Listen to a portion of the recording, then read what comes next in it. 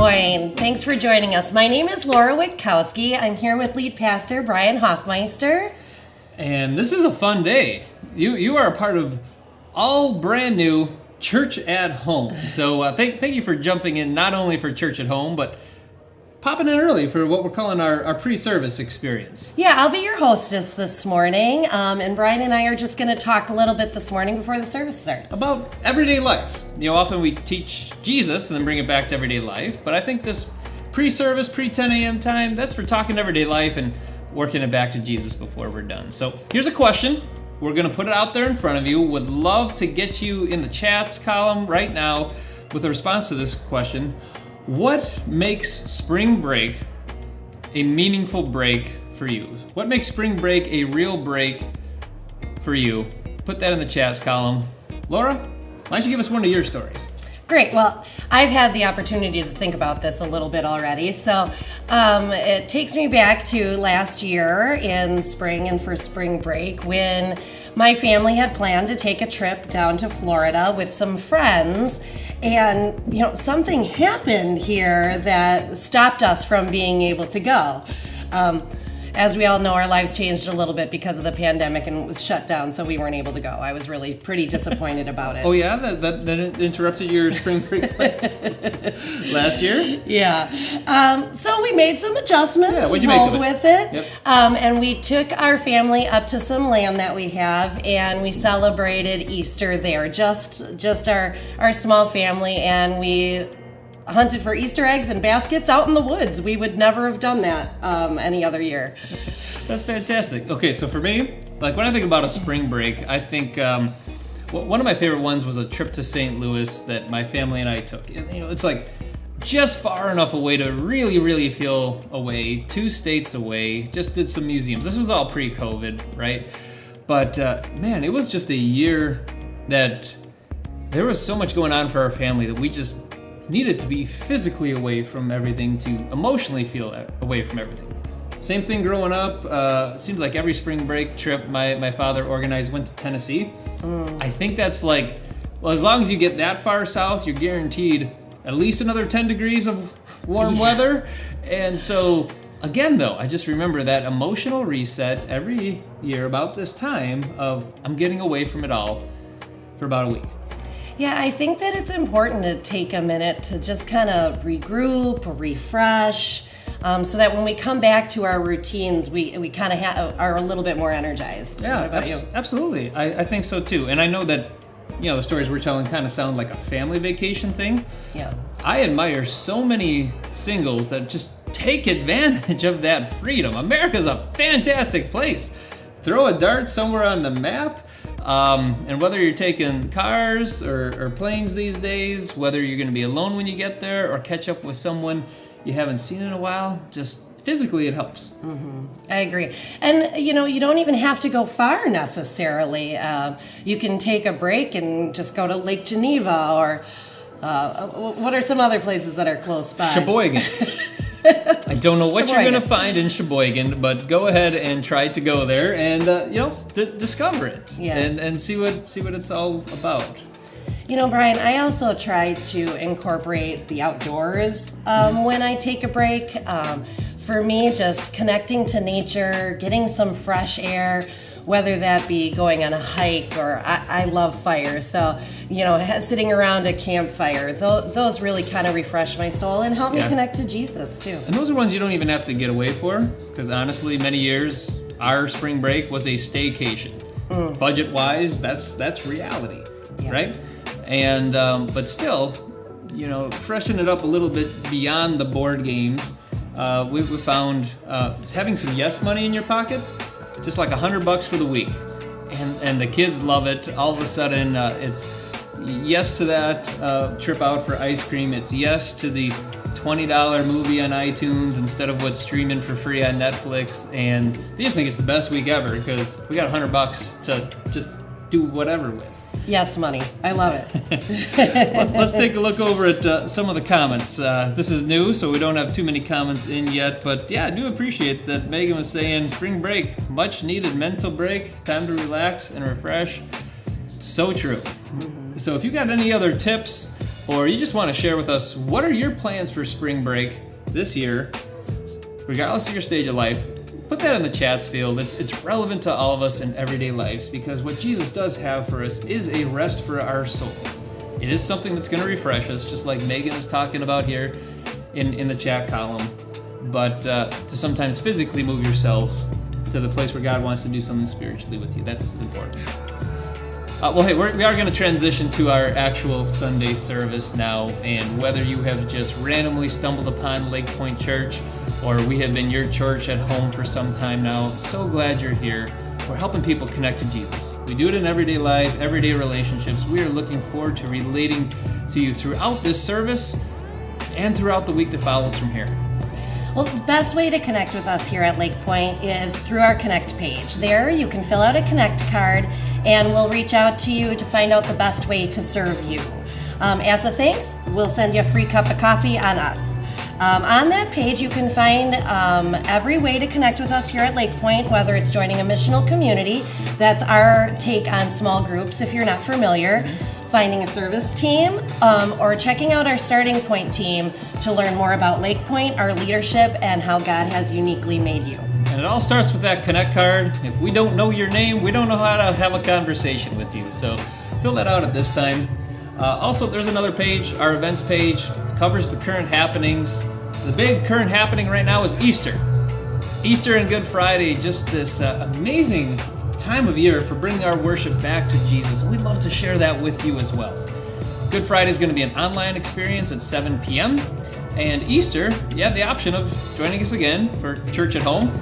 Or if you're coming in person, get us that RSVP. We're limiting it to 35% capacity at each of our 3 services. So figure out how you want to join us for Easter. We want to celebrate the resurrection of Jesus with you and respond accordingly from there. Well, we're about to jump into service, but before we do, I quickly want to let you know what to expect. First, our creative team will lead us in some worship songs. Then Brian has a new message for us that will hopefully both challenge and encourage you. Be sure to stick around. And hopefully it's going to be shorter too. That's a little of the idea. We're going to make it direct and to the point for all you church at home people. Great. And then just be sure to stick around after the message. There'll be a brief reflective moment where we can create some space for you to take that message and apply it practically to your own life. Then I'll come back and I'll close things out. So get your hearts ready for what God has for you today and this morning. We'll worship together right now. Worship from here.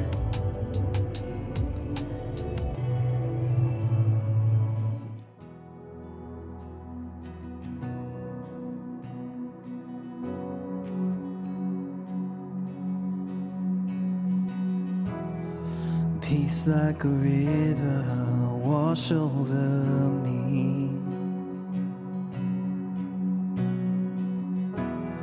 Immerse me in water as deep as the sea.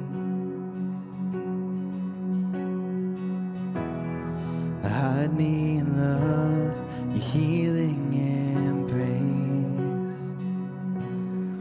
Peace like a river wash over me. As I worship your majesty, I worship your holy name. Jesus, my everything,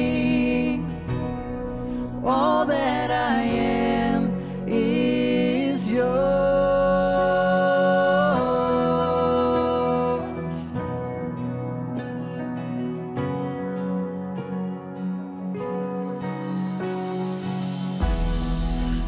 Holy Spirit, rain down on me. Break open the heavens and drench the unseen.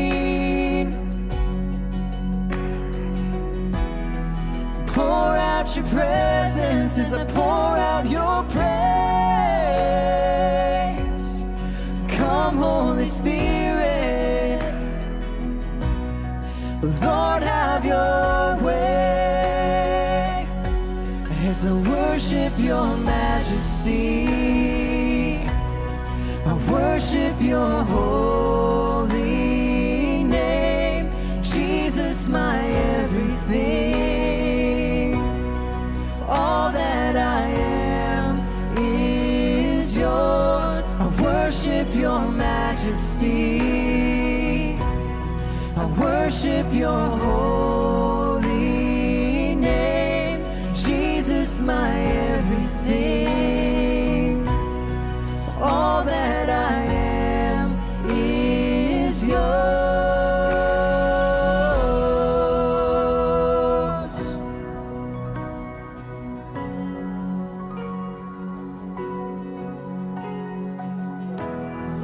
Open the heavens, fling wide the gates, flood every heart with mercy. Pour out your presence, inhabit our praise as we cry, holy, holy. Open the heavens, fling wide the gates, flood every heart with mercy. Pour out your presence, inhabit our praise as we cry, holy, holy. Open the heavens, fling wide the gates, flood every heart with mercy. Pour out your presence, inhabit our praise as we cry, holy, holy. Oh, oh, as we cry, holy, holy.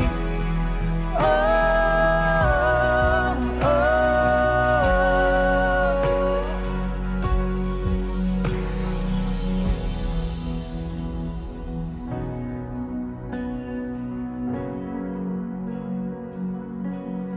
Lord, send revival. Lord, send it now. A move of your spirit, heaven break out. Come now in power, cover this land like you've done it before. Would you do it again? Lord, send revival. Lord, send it now. A move of your spirit, heaven break out. Come now in power, cover this land like you've done it before. Would you do it again? Lord, send revival. Lord, send it now. A move of your spirit, a heaven break out. Come now in power, cover this land like you've done it before. Would you do it again? Lord, send revival. Lord, send it now. A move of your spirit, heaven break out. Come now in power, cover this land like you've done it before. Would you do it again? Heaven break out. Heaven break out. Heaven break out. Heaven break out. Lord, send revival. Lord, send it now. A move of your spirit, heaven break out.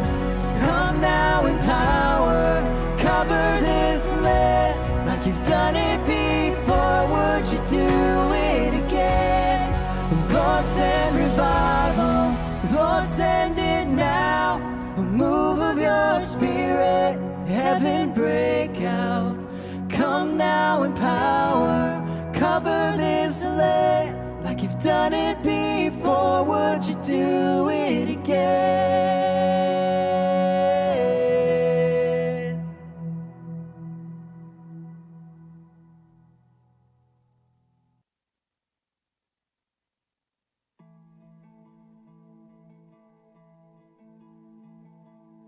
I'm Kim Solnock, and this is my story with Jesus. I don't really remember life before Jesus. I grew up in a very faith-based home. Growing up, my family was the tech team. I remember dragging the huge strip of wires all the way up the middle of the auditorium to get to the front. And that was our Sunday morning every Sunday. And it was our way of life. It was how we did things. I didn't ever know anything else. My faith became real to me as a teenager. I spent 8 years fighting a significant eating disorder. And towards the end of that time, I realized that I didn't have to do it alone.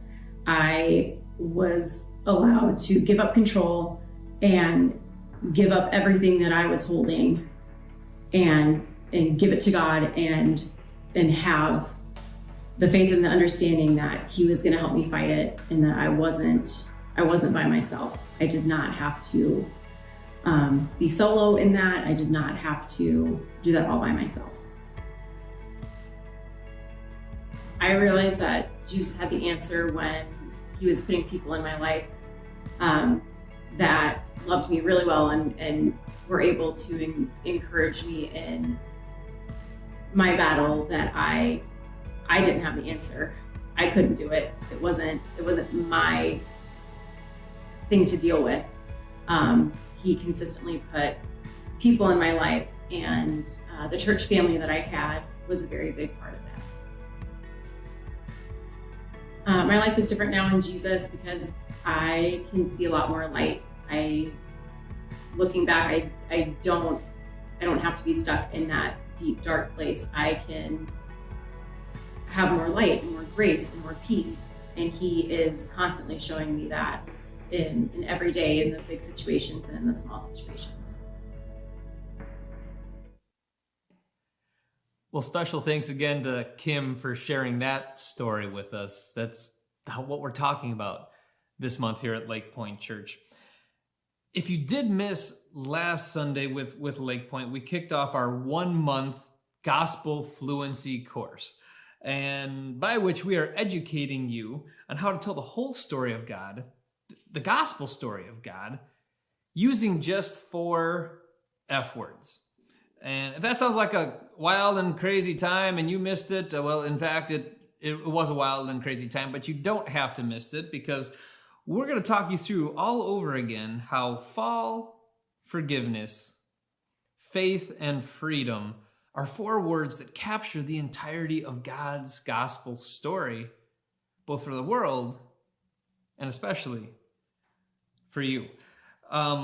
So we had you practice daily in a week that's gone by, and hopefully you followed your homework and are starting to become fluent in it, because that's the idea here. Is we're not just going to learn a few words, we're going to get fluent by practicing these words.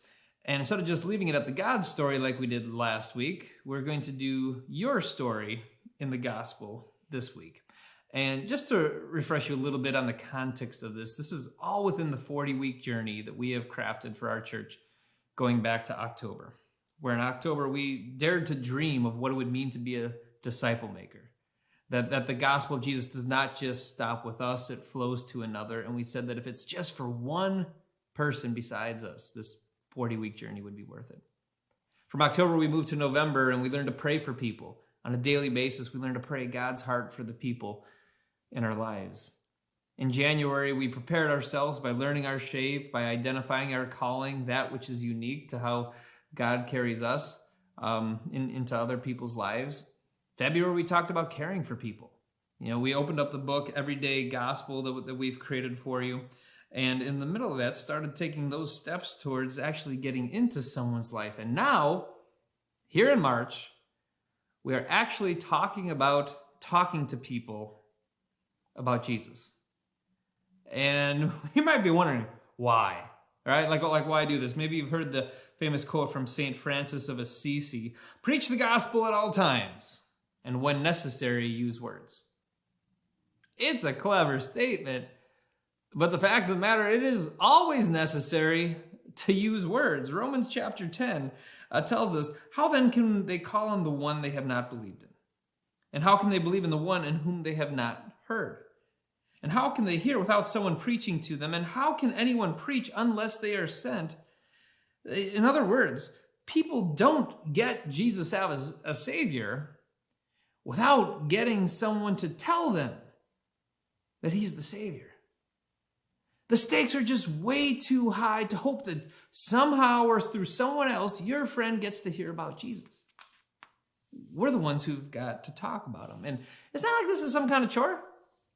I know you. I know that you love talking about stuff you love, right? Whether it's the latest show that you are streaming right now, you're so excited about it, you just got to tell someone, or maybe that new local restaurant that you did your carry-out order from, or that new brand muffin that's like, that is the best brand muffin you ever had, and you're going to tell people. People love talking about stuff that they love. So instead of talking today in terms of things that you have to do or you should do, let's just talk about it from the terms of loving Jesus. Like right now, if you do not have a fresh encounter with Jesus, something about him that you love, something about him that you find worth talking about, if that's not there, then go get yourself a story like that with Jesus. Jesus is a wild dude. You just follow him wherever he's going, and you're going to come back with a story from that adventure that's worth talking about. But if you are already there, and Jesus is really making a difference, then we really need to start talking about him, because it's really worth other people listening in and hearing. And that's why we're giving you this simple, repeatable, 4-word vocabulary for understanding the gospel of God in its entirety and the gospel of Jesus specifically to your story right now. So let's get into it a little bit. All right, think of this in cinematic terms. I know there's not as many movies coming out these days as there used to be, but the way every movie starts is, hey, life was fine, life was going well until bam, so something happened, right? England kills Braveheart's wife.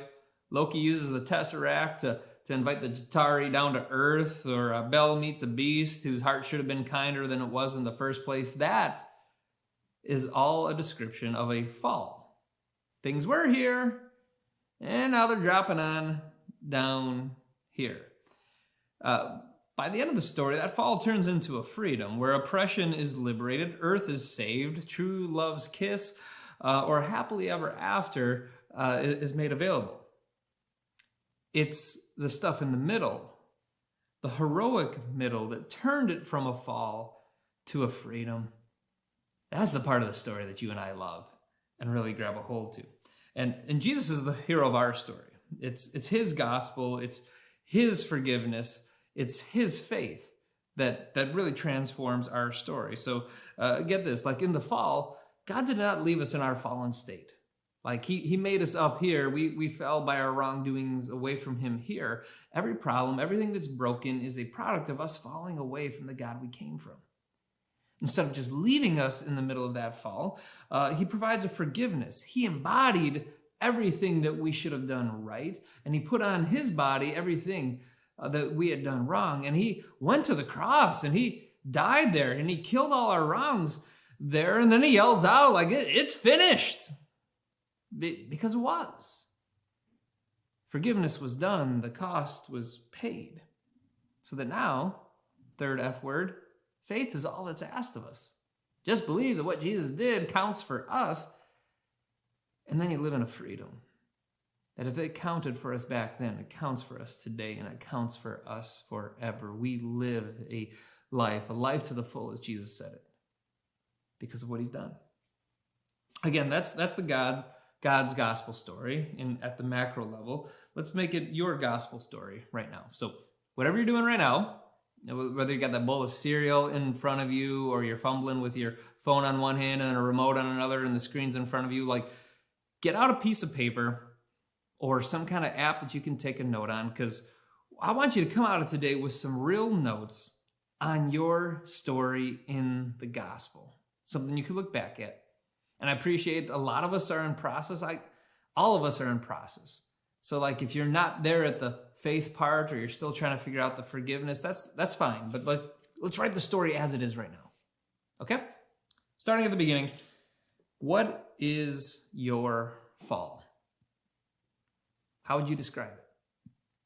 Maybe it's a place of hurt in your life where a lot of us find Jesus for the first time in the moment of being at rock bottom, where we had nothing else to do besides look up. Or maybe it was this long drawn out predicament that we tried this, we tried the other thing, and nothing ever seemed to work. It's a sense we were made for something more, and we don't know how to get it.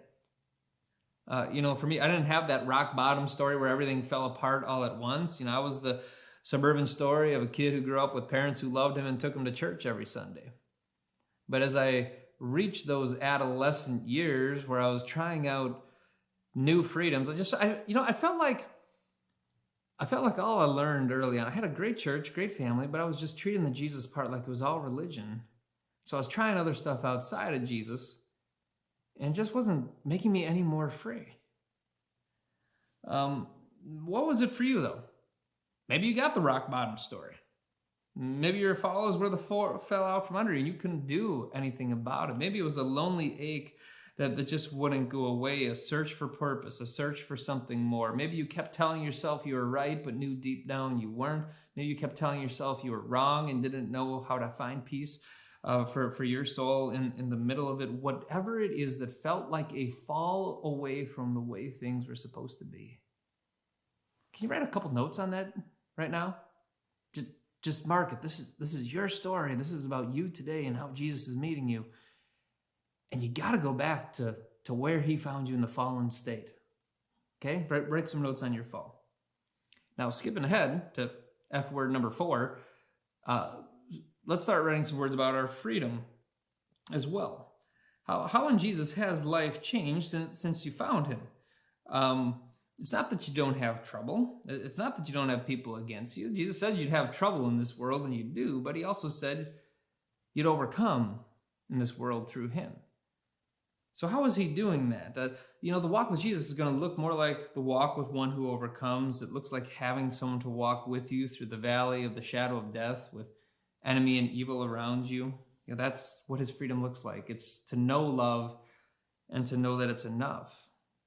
To experience rest in restless places. It's to be sanctified of some of your sins, but then sometimes to backslide into some of the sins that you thought you got rid of, or maybe stumble into new sins that you never had a problem with before. But to know that in all these things, you've been crucified with Christ, that all the wrong has died with him. That's where the freedom comes from. You are what Christ has done for you. So how would you tell the story of your messy life right now as it is lived out in the freedom that Jesus has for you? Mark a few words for it. I know I'm not giving you a ton of time, but write something and come back and fill it in a little more later. Okay, but now let's talk about the middle. If you got the fall before and the freedom that follows, let's go to the heroic moment in the middle where the forgiveness and faith of Jesus has found us. For me, it goes back to a Bible camp experience where someone just told the story of Jesus crucified for me. They went into very graphic detail what goes into a flogging and a crucifixion back in Jesus' day. And somehow, even though I knew the story of Jesus dying like the back of my hand, having grown up with it, it made sense that day. It hit my heart that day, not just my head, and it transforms something in me. If that's the kind of God and how he lived for me, then I'm going to live everything that I have for him. And I had faith that forgiveness of Jesus on the cross counts for me. That was my turn. That was my turn with the hero. What was it like for you? Was it a light bulb moment? A rock bottom moment where all you could do is look up? Were you bargaining with God or challenging God to show himself? Did God get to you through your mind by answering all your questions? Did he get to you through your heart where you don't even understand how it happened? He was just there. Did he use a friend to speak it into you? Was it an event that just really drove you to seek God? Whatever it is, it's the hero's turn in your story. And don't you dare tell the story like you're the hero. Like you woke up one day and you got serious, or you got smarter, or you decided you were going to love better. A real telling of the story is not a telling of the story of the day that you found God. It's a telling of the story of the day that God found you, and how his love was greater, how his voice was truer, and how his invitation compelled your heart. All you did at the end of the day was say yes. Don't give yourself any more credit than that, because it's not yours to take. Faith is your yes to the forgiveness that the hero saved you with. And that's how we tell the story. That is your story in the gospel. So if we put it all together, my story is I grew up as a suburban kid with the parents who loved me and the church that was always there for me, but it just wasn't enough. It wasn't satisfying, and neither was anything else that I was trying in its place. Till one day I heard the story of the death of Jesus for me. And this time it wasn't just to my head, it was to my heart. And it's like something was being shaped differently in me. It was the forgiveness of God truly meeting where I was at. I was ready to put my faith in it. That I wasn't going to go anywhere else besides with a whole heart towards Jesus any longer. And yeah, I trip, stumble, and fall every day. I don't always reflect Christ in my life, but what I do have is a freedom to have an ongoing conversation with him. That's what my prayers now feel like, and this freedom that he's my safe place. Like when the rest of the world doesn't feel safe, I can just kind of go to a quiet spot with him, and he's overcoming like shadow sides of my personalities, things I don't like about myself. I am a me today that I wouldn't be on my own, and it's because Jesus is alive in me by his Spirit. That's my gospel story in a nutshell. Okay, and given some more time, I'd use a few more words. I'd include a couple of stories. But that's about what you're trying to get to as well. Like, in a nutshell, what is your gospel story with Jesus? And you might be wondering, like, why? Like, why are we bothering with this? Like, just so I get this elevator speech, then I go around and tell as many people as I can? Okay, so not exactly. All right? Understand this.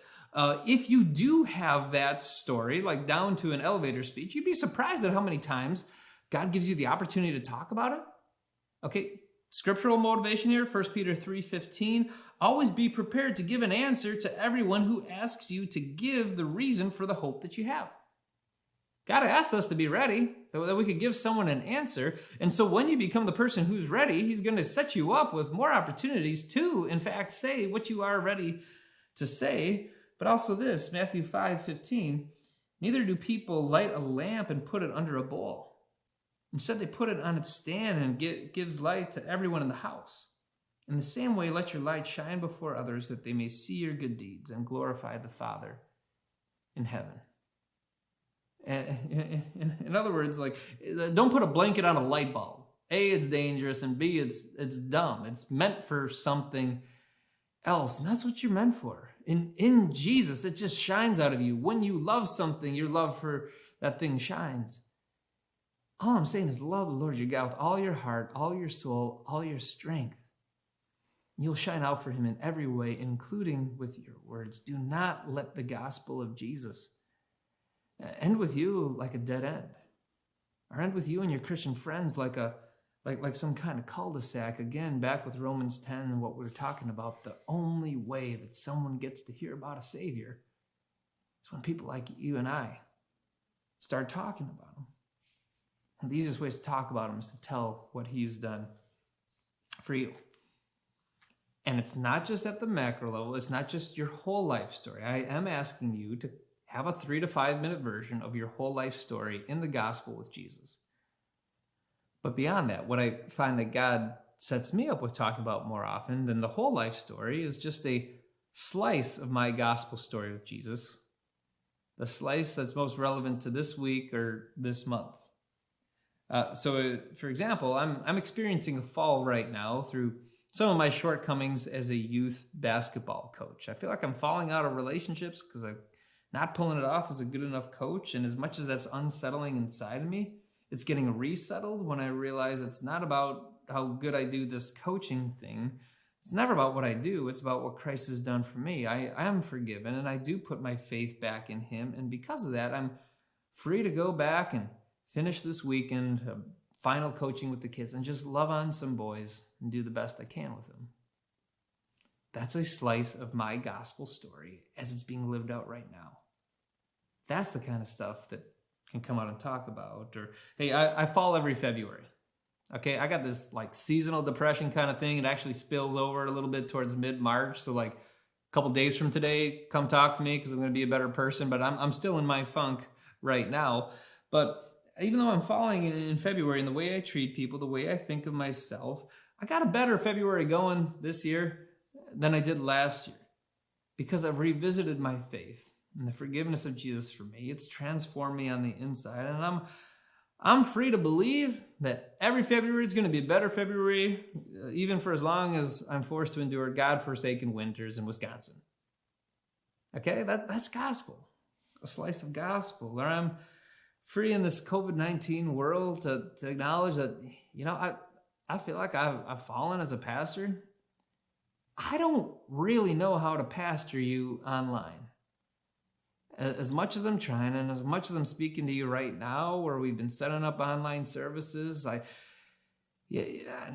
for as many as you I reached out to, I know it probably wasn't enough people or often enough, but to realize it's the forgiveness and faith in Jesus that really transforms you, frees me up to play whatever part I can play. That's my gospel story, my slice of it right now. Now, you get to do the same thing with yourself.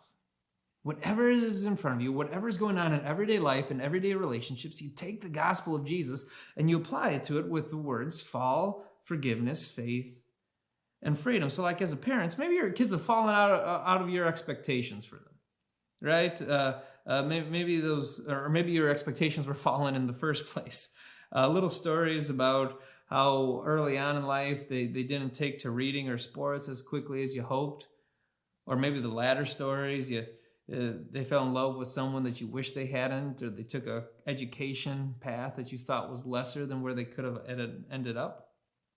But to forgive and to have faith that the transformation of Jesus is really all they need from the inside out to live the free life that God's intended to them. That's a slice of the gospel story.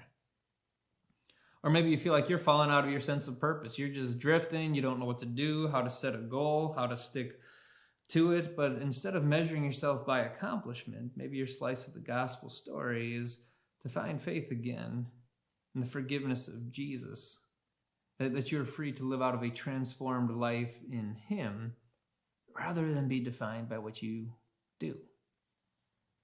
Or maybe your story is being alone. Like, I don't know if it's COVID alone or always alone or feel like you're alone even though everyone's around, kind of alone. But being alone is a fall out of intimate relationships, which could give us a push back into the intimacy of Christ's forgiveness that forgives us while we were yet sinners. And then out of that kind of faith and that sort of love, you're free to live a loved life because you are. And on and on our stories could go. I'm making them sound too simple right now. I understand that because I just got that amount of time. But for you to grab a few lines and to capture the fact that the longer, more dramatic, more emotional unfolding of the gospel story in your life, the slice of your life that you're living right now, and to be able to put the words on it, fall, forgiveness, faith, freedom, to praise Jesus, and to tell His story in your story. And not just talking about weather and sports. That's just it. That's how it works. So here's the homework. All right, you got your little notes on the side, 4 F words and a little bit of your story as you're crafting it. What I'm asking you to do this week is on a daily basis, tell someone, the person in front of you, your kids, your spouse, someone you're dating, tell your houseplant if you got to, right? Tell them my life's gospel story is blank. Can you take your 3 to 5 minutes to do it? Okay, elevator speech kind of version. Like if someone were to ask you the question for the hope that you have, you got your 3 to 5 minutes to say, here's what my life has been about in Jesus. But don't stop there. And then tell a fresh story. Say, my gospel story this week is, and then again, apply the words fall, forgiveness, faith, freedom to what's most in front of you in your everyday life. That's gospel. And when we could start talking like this, that's where gospel fluency comes into play. Chapter 6 in your book, Everyday Gospel, very much complements this, so make sure you got your copy and you're reading along in it. And the way I'm going to end right now, okay, this is how we're doing online church. Something that we're not doing in the main service, something just for you. Make sure your devices are down, make sure your plate of food is to the side. Take a reflective moment with Jesus right now. Because up until this point, with 2 homework assignments and 4 categories of notes, this could feel like a little bit of a business Sunday. I want you to take space just to let Jesus talk to you. Let him talk to you about where your fault's at. Let him talk to you about where his forgiveness is. Let yourself hear his invitation back to faith. Let him give you a picture of freedom from it. This is just you and Jesus for the next few minutes. Just listen in and respond to him.